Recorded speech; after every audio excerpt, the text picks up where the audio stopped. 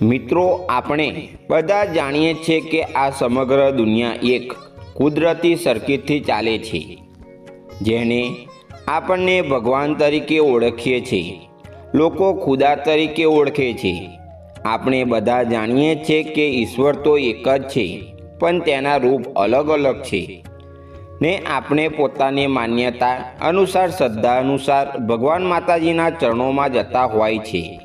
ત્યારે માતાજી મોગલ વિશે આજે આપણે વાત કરવાના છે અને તેમના પરચા વિશે પણ આજે તમને જણાવવામાં છે। મિત્રો, આપણે બધાને લગભગ ખ્યાલ જ હશે કે કચ્છના કબરાવ ખાતે માતાજી મણિધર મોગલ બિરાજમાન છે અને લોકોની તમામ મનોકામના અને દુઃખ દુવારો દૂર કરે છે। ત્યારે અહીં એક પણ રૂપિયા કોઈ પણ ભક્ત પાસેથી લેવામાં આવતા નથી, મતલબ કે દાન સ્વીકારવા વગર અહીં વિનામૂલ્ય ભોજન પણ પીરસવામાં આવે છે।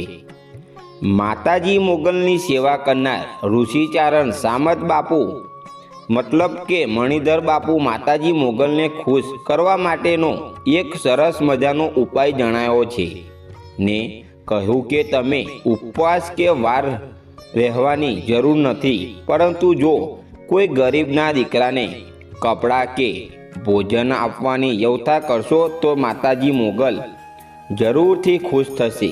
તમે મંગળવારના દિવસે ભૂખ્યા નહીં પરંતુ ગરીબ તમે મંગળવારના દિવસે ભૂખ્યા નહીં પરંતુ ગરીબ ભૂખ્યા બાળકોને જમાડવાથી માતાજી તમામ પર હંમેશા પસંદ રહેશે અને તમારા ધારેલા કાર્ય પૂર્ણ કરશે।